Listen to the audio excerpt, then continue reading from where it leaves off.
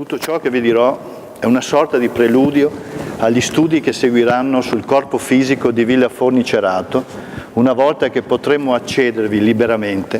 Solo allora potremo approfondire quello che qui è solo accennato. Testimoniare per un architetto, interessamento per opere e scritti di un altro architetto, morto decenni e a volte secoli prima, non è come per uno storico mostrare con uno studio originale di aver sondato un archivio, perlustrato un mondo che senza questo viene perso nell'oblio. Se mi guardo un architetto che ha scritto, che ha costruito, per me che faccio lo stesso lavoro, è sempre un mettersi al suo posto. C'è sempre stupore nel vedere un nuovo aspetto dell'architettura. Salire versus camera ottica. I gradini in fronte si debbano collocare in modo che siano sempre in numero dispari, giacché salendo col piede destro, il primo gradino, si porrà il destro necessariamente nell'ultimo ripiano, Vitruvio, de architettura. Per arrivare al piano nobile di Villa Fornicerato dobbiamo salire 17 gradini. Partendo col piede destro, arriveremo col destro. E se stazioniamo salendo la scala all'8° scalino e ci posizioniamo un po' a destra verso il parapetto, possiamo infilare lo sguardo attraverso la porta aperta che conduce al piano nobile. Il nostro sguardo sembra voler puntare verso l'alto, verso la piccola finestra chiusa posta sopra la selliana del fronte retrostante della villa. Bisogna, sapendolo mentalmente, aprire e chiudere gli occhi, immaginandola quella luce, quel foro rettangolare che inquadrava il cielo. Questo è il primo esercizio che proporrei di fare come architetto su Villa Fornicerato. Uno sguardo verso il cielo già da fuori, già stando sulla soglia, e una volta entrati il muro retrostante che si affaccia ai campi, scrive il Pane nel 1961, portava al centro un'alta selliana, ancora oggi facilmente riconoscibile. Essa riecheggiava il motivo chiave, offriva la vista della campagna a chi entrava nel salone, realizzando a tal modo quell'ideale compenetrazione tra interno e esterno che in mutato ritmo ritroviamo in altre ville dell'artista. Il senso autentico della facciata di Villa Fornicerato è il punto risolutore del crescendo piramidale di cui ha felicemente scritto il Pane e che costituiva il modo incomparabile del dialogo istituito con l'ambiente naturale, dal pian della campagna sublimato. Il senso autentico della facciata si estende quando sia restituito siffatto contesto, nel quale si esalta il procedimento allusivo, dove il prospetto apre e insieme chiude lo spazio interno e qualifica il progetto il proprio valore squisitamente architettonico, piattaforme di paesaggio. I legnami, come a Vitruvio al capitolo 9 del secondo libro, si devono tagliare l'autunno e per tutto il verno, perché gli alberi recuperano dalle radici quel vigore e sodezza che nella primavera e nella estate per le frondi e per i frutti era sparso. E si taglieranno mancando la luna, perché quell'umore che a corrompere i legni è altissimo, a quel tempo è consumato, ove non vengano poi da tignole o da talli offesi. Bisogna che i padroni che vogliono fabbricare si informino bene dai periti della natura dei legnami, e a qual legno e a qual cosa è buono e a quale non. Andrea Palladio, I 4 libri, libro primo, capitolo 2. Tra le righe, quasi esplicitamente, Palladio sembra indirizzare i padroni verso i suoi fornitori di legnami, fra tutti i forni. E poi, quel grande recinto di pietra come magazzino dei legnami che scendevano dall'astico, chiuso a prova di ladri, controllato visivamente dal piano nobile della villa appoggiandosi alla balaustra uguale a quella del fronte principale e non uscendo nel successivo e infelice inserimento del balcone centrale. Le case dei mercatanti avranno i luoghi dove si ripongono le mercanzie rivolti a settentrione e in maniera disposti che i padroni non abbiano a temere di ladri. Andrea Palladio, I 4 libri, libro secondo, capitolo primo. Ho voluto fare una foto in agosto del brolo interamente occupato dal grano turco, arrivato con le sue cime fino alla quota del calpestio del piano nobile della villa, per poter immaginare il grande spazio cintato da mura stipato da tronchi d'albero. Una comparazione visiva, un lavoro per immagini, una storia sognata dentro il paesaggio del tempo. Tronchi che erano alberi di un paesaggio di montagna e alto grano turco racchiuso da un recinto di pietra, uno spazio che si disegna per diventare paesaggio di campagna, o meglio, paesaggio palladiano. Per comparazione, Villa Gazzotti a Bertesina nasce come autentico edificio rurale destinato a un uso inerente al marcante Gazzotti a investire in terra, in quanto tale quest'opera conferma e approfondisce l'esigenza, già sicura a Montecchio Precalcino, di una dialettica tra lo spazio architettonico, saldato in equilibri in essi tra interno e esterno, e la dimensione aperta della campagna, il sito. Lionello Puppi, Palladio, opera completa. Questo è il secondo esercizio che propongo attraverso l'immaginazione per capire la costruzione di un luogo che si accampa nella specificità del sito. Palladio cubista. E perché comoda si dovrà dire quella casa, la quale sarà conveniente alla qualità di chi la verrà ad abitare, e le sue parti corrisponderanno al tutto e fra se stesse. Però dovrà l'architetto soprattutto avvertire che, come dice Vitruvio nel primo e nel sesto libro, a gentiluomini grandi e massimamente di repubblica si richiederanno case con logge e sale spaziose e tornate, acciò che in tali luoghi si possono trattenere con piacere quelli che aspetteranno il padrone per salutarlo e pregarlo di qualche aiuto e favore, e tra gentiluomini minori si converranno anche fabbriche minori, di minore spesa e di manco ornamenti. Andrea Palladio, I 4 libri, capitolo 2, libro 1. La dimensione della casa e la sua struttura non saranno quindi in rapporto alla ricchezza del padrone, quanto alla sua attività. In questo senso si può parlare di funzionalismo palladiano. E ancora Palladio continua: che brutta cosa, certo, sarebbe disconvenevole che in una fabbrica molto grande fossero sale e stanze picciole, e se per lo contrario in una picciola fossero 2 o 3 stanze che occupassero il tutto. Conoscendo gli studi vitruviani condotti da Palladio sotto la guida del Trissino, ci aspetteremo che le sue ville del primo periodo fossero dei tipici saggi di antiquaria. Fa meraviglia scoprire che esse sono assai meno archeologiche di quasi tutte le opere successive. Ackermann. Le ville di prima maniera, disadorne e prive di portico a colonne, sono raggruppate intorno all'Onedo, Villa Godi e Piovene a Lugo, Villa Forni Cerato a Montecchio Precalcino. Le ville di questo gruppo di stile più tradizionale furono costruite per committenti vicentini, mentre quelle degli altri 2 gruppi furono ordinate da veneziani. Ackermann ancora. Questo esito è rappresentato da un'altra villa dello stesso periodo, quella di Bertesina presso Vicenza. Sempre amante della simmetria, Palladio perseguì un difficile equilibrio tra 2 stili antitetici, dei quali il più originale e stimolante è quello disadorno e cubista. Sempre Ackermann. Si ritenne un tempo che un buon architetto doveva essere antiquario, una apparente erudizione, un citar maestri, un ricordare immagini e personaggi di cui ci si aggrappa. Vorrei solo non si pensasse che oggi un buon architetto deve imparare la storia dell'architettura, ma io parlo dell'architettura e non della storia dell'architettura. L'architetto ama l'architettura, tutto qui. Se il frammento è una forma di nostalgia, se la citazione è invocare un principio di autorità, la rielaborazione dei temi degli antichi vanno elaborate con le stesse ambizioni di qualità e amore. L'architetto Palladio ha innanzitutto e per tutta la vita destrutturato, ricostruito, ricomposto, riconfigurato questi materiali nella sua mente in termini di trattato o di manuale, I 4 libri. È importante che i trattati restino incompiuti. È la riprova che, a dispetto delle sue intenzioni, il grande architetto è andato con la sua opera al di là della luce, penetrando la terra e l'oscurità, vedendo a occhi chiusi. Altro esercizio sarà andare contro lo sprezzante giudizio di Vincenzo Scamozzi verso il vecchio architetto. Palladio va a tastoni, ma noi, come Palladio, vedremo a occhi chiusi. La scelta di costruirsi la casa di villa proprio a Montecchio Precalcino e nel luogo dove si trova è motivata dall'oculatezza dell'uomo d'affari. Difatti l'astico era sbarrato presso l'attuale asilo dal famoso murazzo dal quale usciva l'astichello, ricordato in molti documenti come la via migliore pro conducendis lignis ab opere et foco, fino a Vicenza.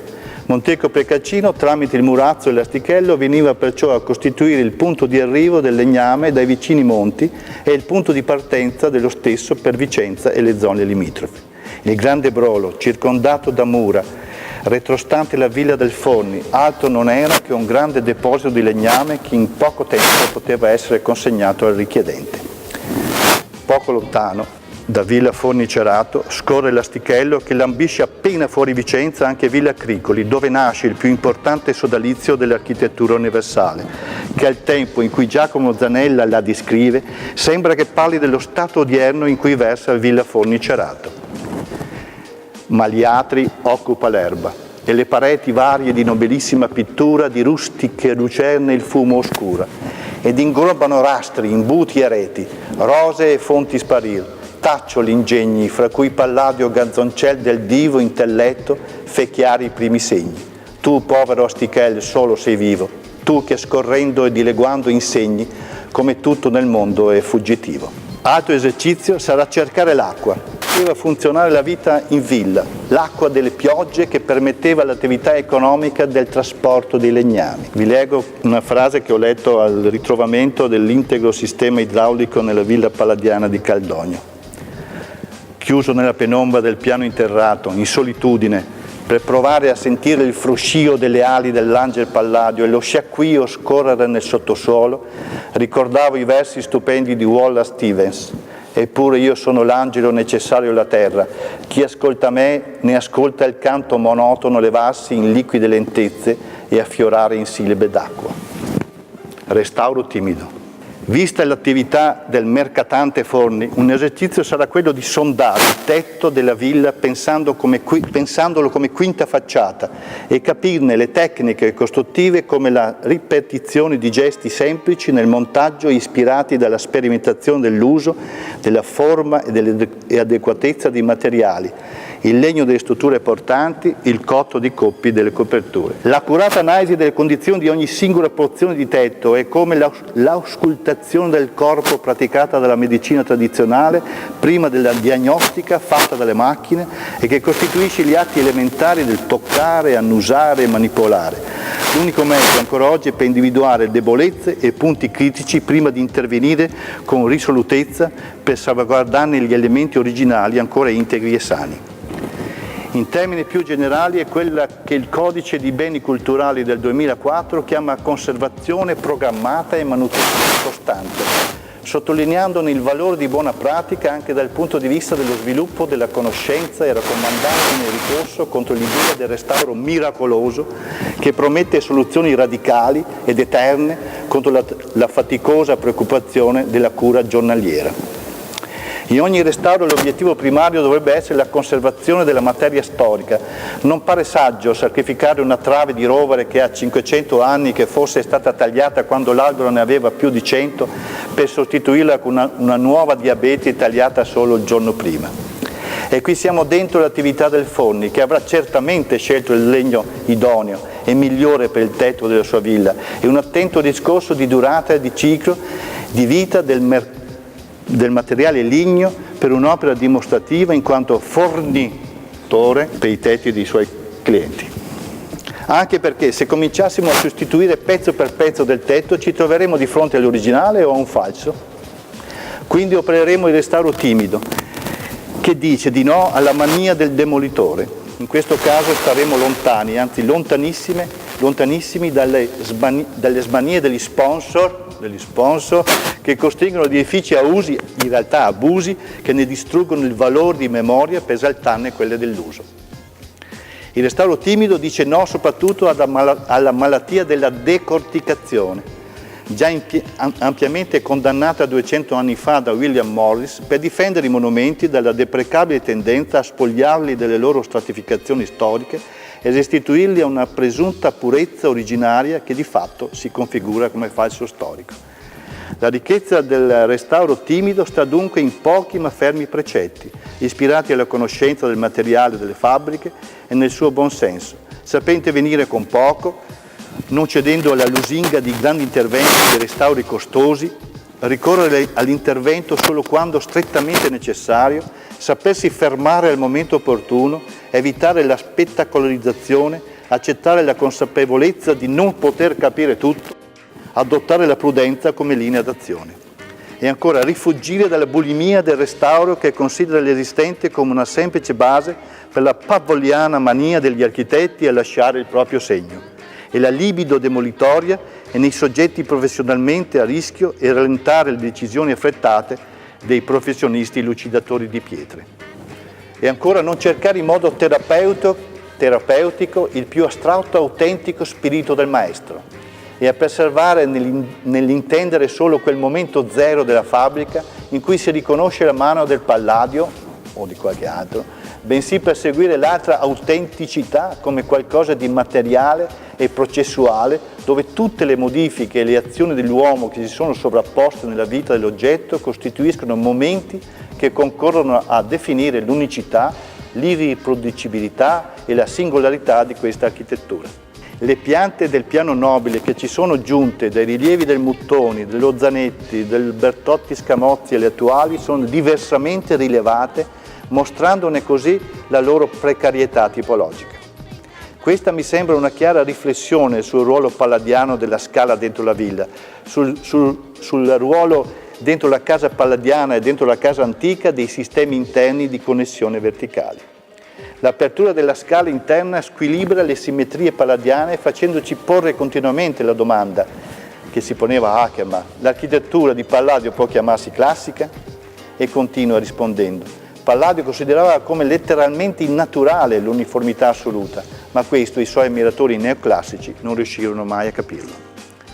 La scala interna come un'apertura della partita architettonica che squilibra le simmetrie convenzionali, racchiusa dentro un guscio, un doppio, un muro esterno, la facciata che è staccata, separata, divisa dall'interno. Ricordo che il 28 agosto scorso, durante la visita dei corsisti del CISA a Villa Fornicerato, ho voluto far vedere il piano terra al sovrintendente Fabrizio Magani e mentre ci domandavamo come poteva funzionare il sistema idrico della villa, lui si girava di scatto e cominciava a dare dei colpi alla parete destra della scala per ascoltare il rumore di quel muro dallo spessore ridotto. La prima rampa della scala mostra scalini in graniglia di tipo novecentista, come dello stesso periodo è il pavimento del piano nobile in piastrelle sempre di graniglia, il tutto databile appena dopo il 1924, quando viene rimosso dal frontespizio del timpano lo stemma araldico retto da 2 vittorie alate e i 4 bassorilievi con le stagioni murati sopra le 4 finestre della loggetta, tutte a giudizio dello Zozzi spettanti a vittoria e sostituite dallo stemma, come diceva Nico prima, e dai 2 soli bassorilievi attuali che sono impertinenti interpretazioni dei tardi anni 20. Un altro esercizio sarà ascoltare la fabbrica dopo il rumore assordante del restauro nel fine degli anni 20 del secolo scorso. Esercizi versus enigmi. Per concludere questo percorso intrapreso senza poter restare a lungo a contatto con la villa, ma attraversandola solamente con l'amore per l'architettura, vorrei dire, citando Karl Kraus, che la soluzione apparirà a chi già sa che artista è soltanto chi fa della soluzione un enigma. Per gli altri si potrà ripetere: pazienza voi ricercatori, il segreto sarà illuminato dalla sua propria luce. Pensata teoricamente, poiché, come ho già detto, non riporteremo il monumento al punto zero, al punto iniziale, o meglio, non riporteremo le parti realizzate del Palladio a una supposta e non verificabile condizione originaria.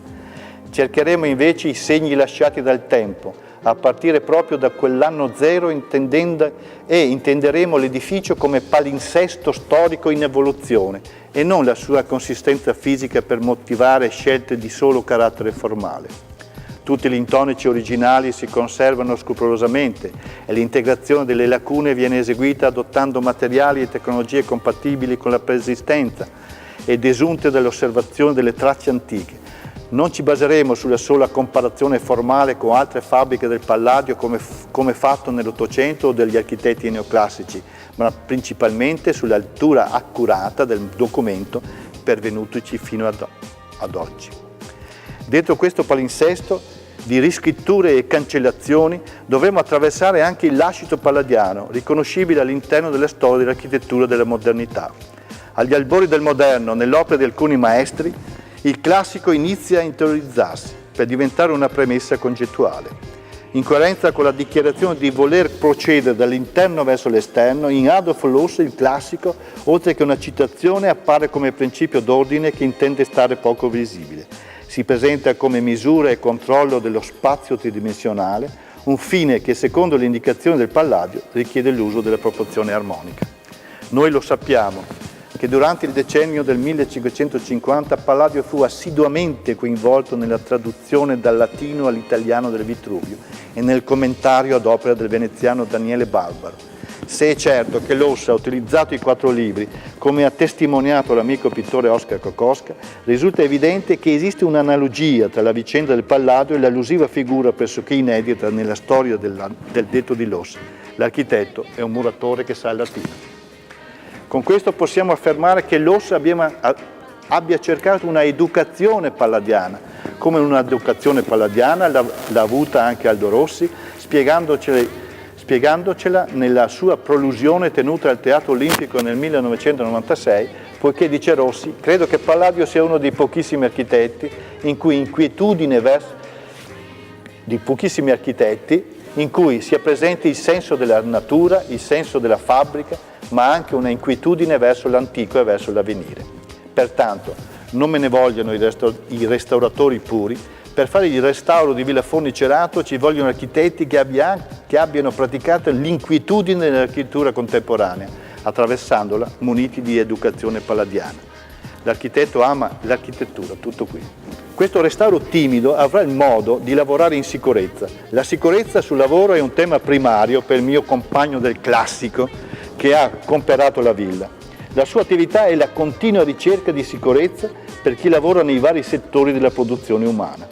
Così potremmo evocare la figura del Sarcitector, raccontata da Isidoro di Siviglia nella sua enciclopedia del mondo antico, il riparatore di tetti che, issato da funi sulla sommità della fabbrica, ispeziona una a una coppe e tegole, ne verifica lo stato e ne sostituisce gli elementi ammalorati. Le funi oggi sono speciali reti di nylon, come quelle usate dai trapezzisti nei circhi, autorizzati dalla normativa europea, evitano i costosi ponteggi e consentono ai riparatetti di operare agevolmente in sicurezza nel loro lavoro di ispezione e di smontaggio del manto di coppi. In tal modo si possono recuperare i coppi esistenti, mantenendo quello che ogni restauro dovrebbe essere l'obiettivo primario, la conservazione della materia storica, nella sicurezza del restauro timido. Grazie.